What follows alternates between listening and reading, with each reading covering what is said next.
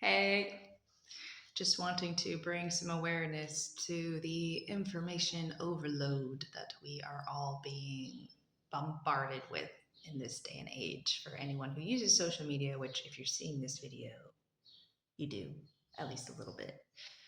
I think a lot of us are well aware that what is popping up on our feed is created via an algorithm that is based on everything that you search, even what you talk about. Now, if you're anything like me, that's very interested in physiology and pain and whatnot, then your feed might look like a tremendous amount of back pain relief, foot pain relief, just anything about optimizing physical functioning. And most of them are offered in these small, somewhere between like 15 to $100 euros price range, which seems very enticing.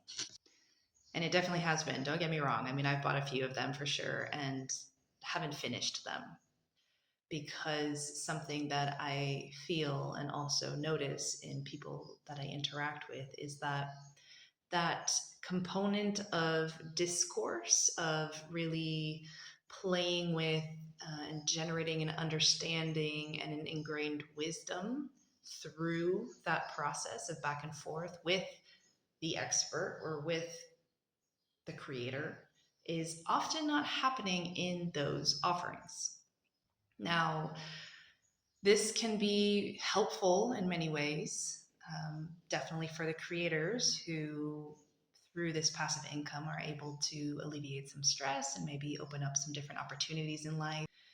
Also positive for the consumer that, maybe you are someone who is extremely intrinsically motivated. Like, on your own, you can read something, listen to something, look at something, and then you got it. And you're going to implement that shift with discipline and consistency.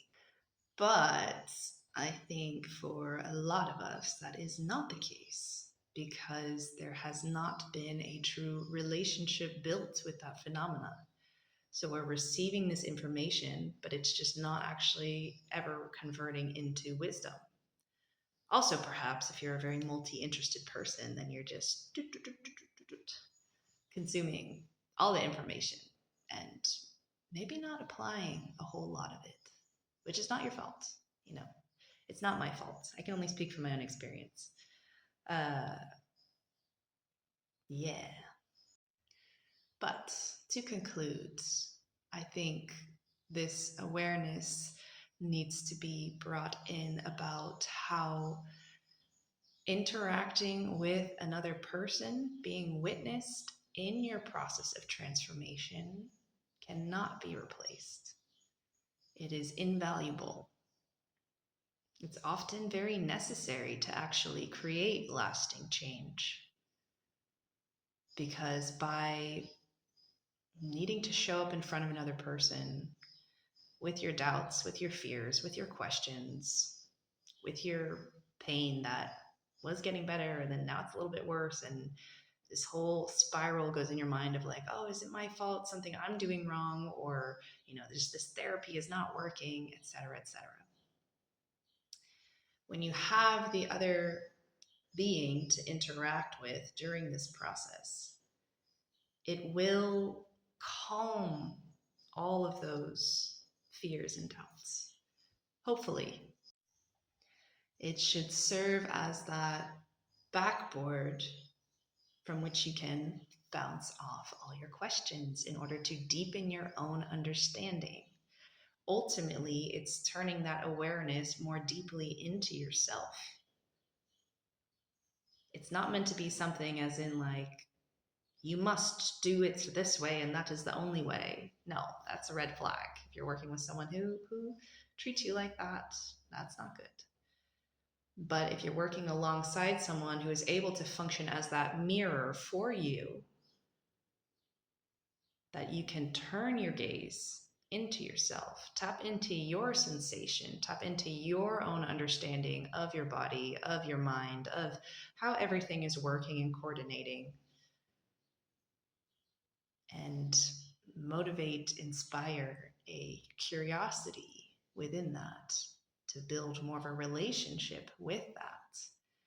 That is the goals. That is the long term sustainable transformation that will happen by shifting this pattern, this way of relating to oneself that will lead to these small, everyday little changes that in the long term lead to that XYZ state of being that you desire to have.